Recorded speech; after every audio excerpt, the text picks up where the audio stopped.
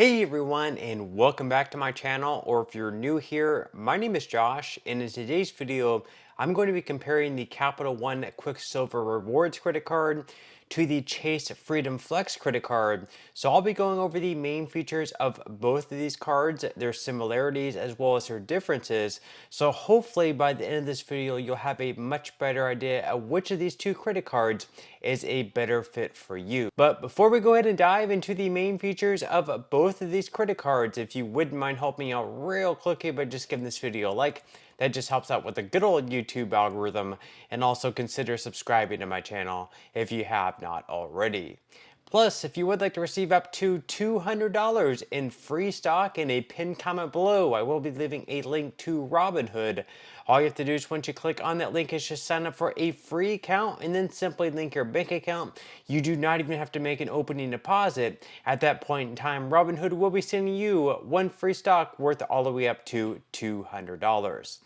Okay, so diving right into the main features of both of these credit cards. First off, we are going to be discussing cash back and how you can earn them with both these cards. So starting out with the Quicksilver Rewards card. With this card, across the board, you are going to be earning 1.5% unlimited cash back. You're also going to be receiving 5% cash back on hotels and rental cars as long as you book that through the Capital One travel portal with this card. Then as far as the Chase Freedom Flex card, with that card, they are going to have rotating quarterly categories in which you can earn 5% cash back in up to $1,500 per quarter combined. So in total, you can earn up to $75 in cash back. Each quarter, you might have like categories such as maybe like gas and Walmart, or maybe like Amazon and fitness centers or something like that. Then you'll also be earning 3% cash back on dining in or takeout. You'll be earning 3% cash back at drugstores, 5% cash back through the Chase travel portal, and then finally on all other transactions you will be earning 1% cash back. Now with both these credit cards you can also earn a welcome spend bonus as well, and it's actually going to be exactly the same with both these credit cards. So as long as you're able to spend at least $500 within the first 3 months from receiving either of these credit cards, you will be receiving a spend bonus of $200. So all in all, that is pretty solid there. You can pretty much think of that as like $200 off your first $500 in transactions with either the Capital One Quicksilver Rewards card or with the Chase Freedom Flex credit card. Now with both these cards you can also earn some extra pretty sweet benefits as well. So starting out once again with the Capital One Quicksilver Rewards card, with that one you will have a 0% introductory APR on both your purchases and balance transfers for the first 15 months. You're also going to be receiving up to 6 months of complimentary Uber One membership. You're also going to be receiving an extended warranty protection on your purchases. You're also going to be receiving travel accident insurance, 0 liability protection, and 50% off of handcrafted beverages at any Capital One cafe nationwide. Then as far as the extra benefits go with the Chase Freedom Flex credit card, starting out just like the Capital One Quicksilver Rewards card, you're also going to have a 0% introductory APR for the first 15 months on both your purchases and your balance transfer. So maybe you have a lot of larger transactions coming up and you have to spend on these, not something you can put off, but you don't have the cash to decide to pay for them right away. You can put them on this credit card, and for the first 15 months you will have a 0% interest rate. So then over the first 15 months you can slowly pay those transactions off. You'll definitely want to make sure that your card is paid off in full though before the 15 months in, because after that your APR is then going to jack up, and you definitely want to avoid having to pay a whole lot of interest with this card, or quite frankly any card. Then as far as the balance transfers go, maybe you have another card out there where you are paying a lot of interest on a month-to-month basis, and you can actually transfer the balance from that card over to this card. And for the first 15 months with both this card as well as the Capital One Quicksilver Rewards card, you will have a 0% interest rate for the first 15 months. Then on top of that, you're also going to be receiving a 0 liability protection as well. You'll also be having purchase protection, which will give you 120 days against damage or theft up to $500 per claim and $50,000 per account. You're also going to be receiving extended warranty protection, which is going to give you 1 additional year on warranties of 3 years or less. You'll also be receiving trip cancellation and interruption insurance, so you will be reimbursed up to $1,500 per person and $6,000 per trip for your prepaid non-refundable passenger fare if your trip is canceled or cut short by sickness, severe weather, and other covered situations.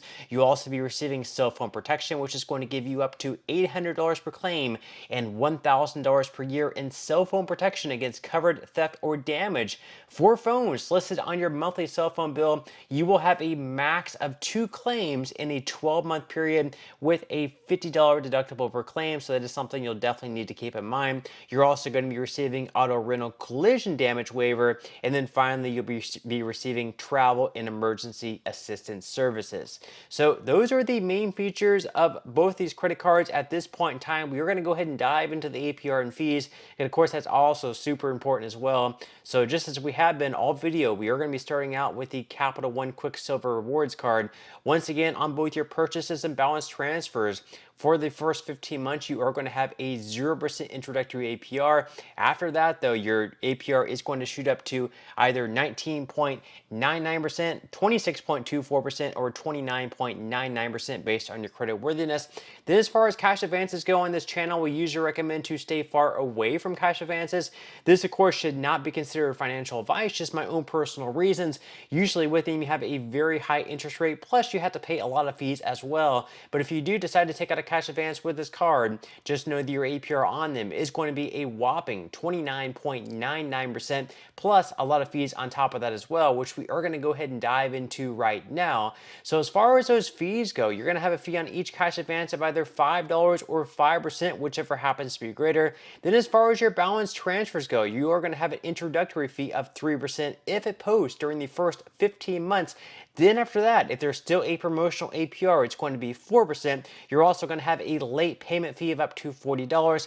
There's not going to be any foreign transaction fees though, so if you do happen to travel abroad, this is definitely a credit card you can take with you, and you won't be charged anything extra, at least by Capital One, for using it. And then also, finally, there are no annual fees with this credit card, so it's completely free to use. You're not going to be charged like $95 every single year to use it like you are with some other credit cards out there on the market. There is no annual fees. So those are the APR and fees with the Capital One Quicksilver Rewards card. Now hopping on over to the Chase Freedom Flex card. With that one also, on your purchases and balance transfers, once again, you are going to have a 0% interest rate for the first 15 months.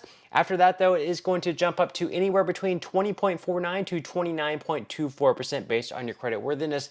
Cash advance, your APR is also going to be 29.99%, just like the Capital One Quicksilver Rewards cash advance APR is. Then jumping on over to the fees for the Chase Freedom Flex. On each cash advance, you are going to have a fee of either $10 or 5%, whichever happens to be greater. As far as your balance transfers go, your fee on that is either going to be $5 or 3% if it's done within the first 60 days from account opening. Then after that, it's going to be either $5 or 5%.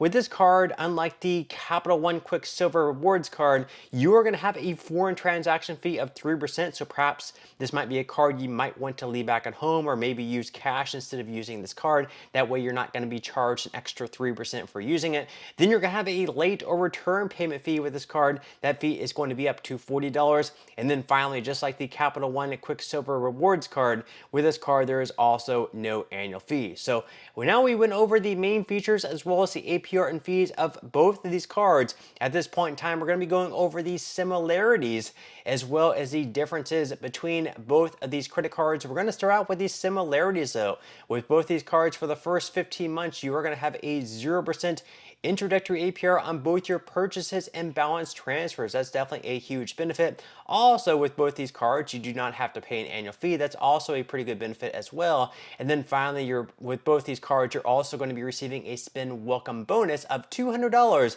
as long as you spend at least $500 within the first 3 months of having both of these credit cards. So those are the similarities. Now, as far as the differences go, starting out with the Chase Freedom Flex card, the cash back is sort of all over the place. You are going to be receiving 5% cash back in rotating quarterly categories on up to $1,500 in spends. So you can earn up to $75 in cash back in those rotating categories. You can also earn 3% cash back at restaurants, either dine-in or takeout. You can also earn 3% cash back at drugstores, and then on all other transactions, you will be earning 1% cash back. Whereas with the Capital One Quicksilver Rewards card, you are going to be earning just 1.5% cash back across the board on all categories, so a lot less thinking having to take place with that card.